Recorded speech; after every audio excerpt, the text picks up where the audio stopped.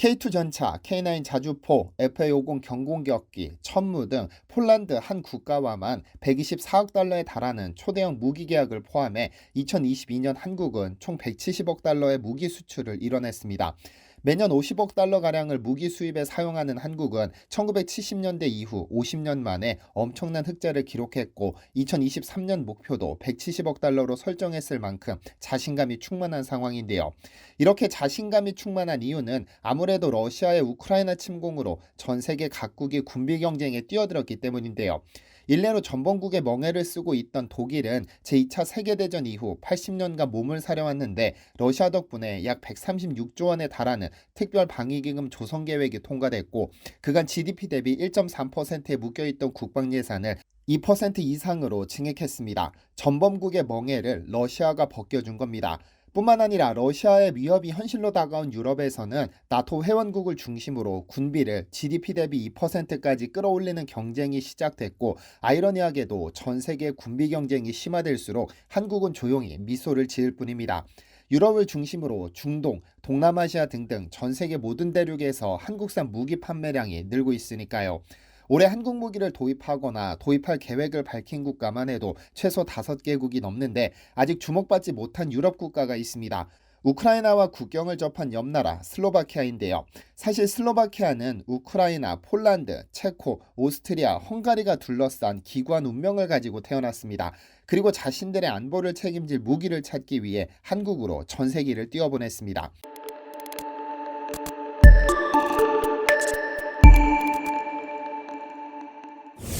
안녕하세요. 디스멘터리입니다. 지난 9월 20일 경기도 포천에서는 약 4년 만에 대규모 방위산업전이 개최됐습니다. 이 행사에 앞서 육군은 전 세계 주요 인사들을 초청해 대규모 기동화력 훈련 시범을 보였는데 특히 육군은 K2 전차, K9 자주포, 아파치 공격 헬기 등등 국산 무기 23종과 함께 전략적으로 키우는 유무인 복합 전투체계 아미타이거를 최초로 선보였습니다. 그런데 이날은 유독 해외 국방 관계자들이 많았는데요. 루마니아, 파키스탄은 국방부 장관을 파견했고 사우디아라비아는 방산청장을 파견했습니다.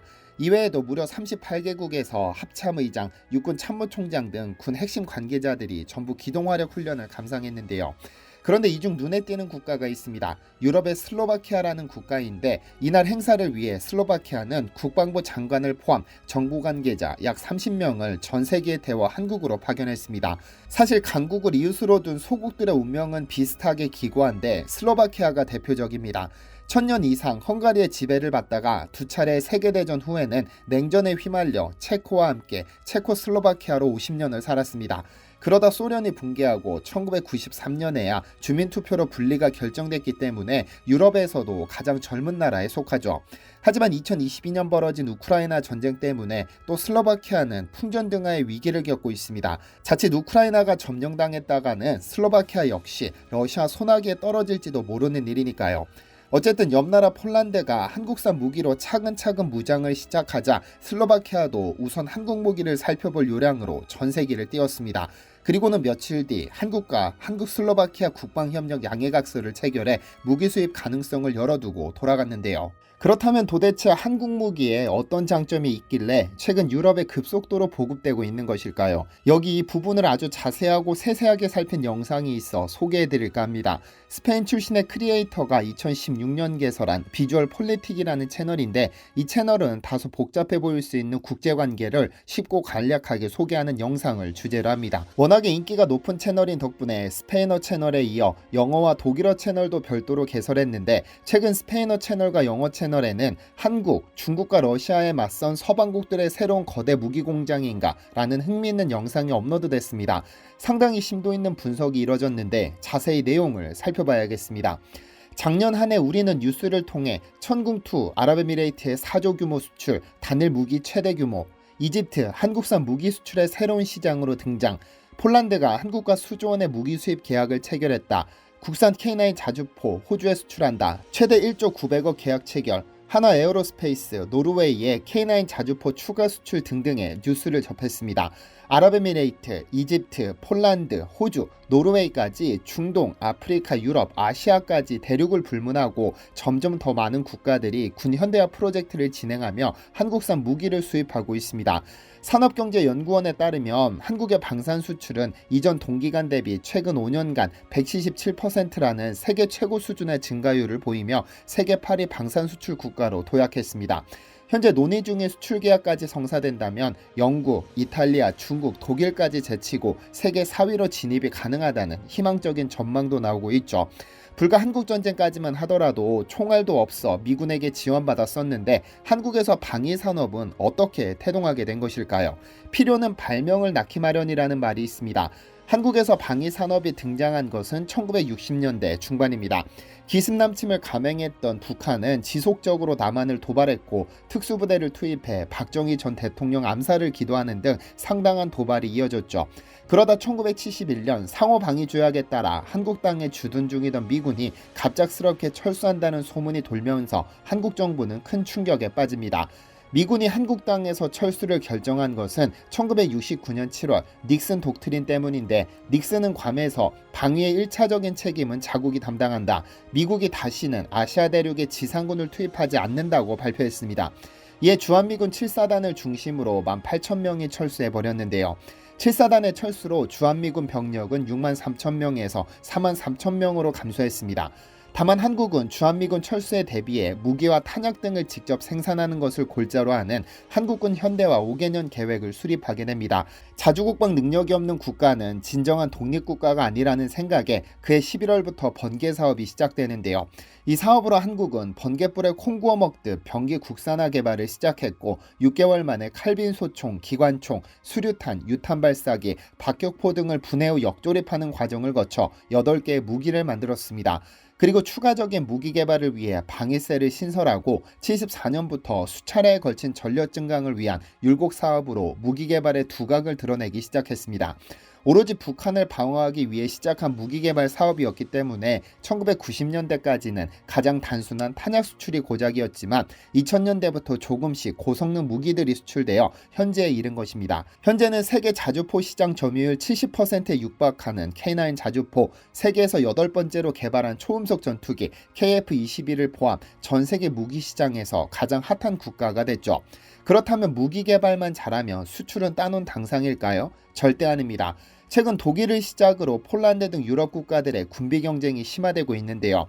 그런데 한 국가가 군비 확장을 통한 재무장을 꿈꾼다면 충분한 자금을 투입해야 하지만 이와는 별개로 무기 수출국이 그러한 주문 수량을 감당할 수 있을 만한 산업시설과 기술 역량이 필요합니다. 가령 수백조 원을 투입해 10만 대의 K9을 주문한다고 하더라도 만약 이를 수출하는 한국의 생산 역량이 이를 받쳐주지 못하면 말짱 도루묵입니다. 실제로 최근 이런 일이 일어났습니다. 우크라이나 전쟁의 게임 체인저는 미국이 지원한 고속기동 포병 로켓 시스템 하이마스였습니다. 미국은 작년 6월부터 총 20대의 하이마스를 지원해 주었는데 한 번에 유도 로켓탄 6발을 발사할 수 있는 장점 덕분에 500개 이상의 러시아 목표물을 초토화시켰죠. 워낙에 강력한 위력을 발휘하다 보니 전 세계에서 구매 요청이 쏟아졌는데 판매된 양은 극히 일부에 불과합니다. 한국의 경우 하이마스에 결코 뒤지지 않는 천무라는 다연장 로켓 시스템을 자체 개발해 보유 중인데 가장 시급한 폴란드가 하이마스를 포기하고 천무를 선택했습니다.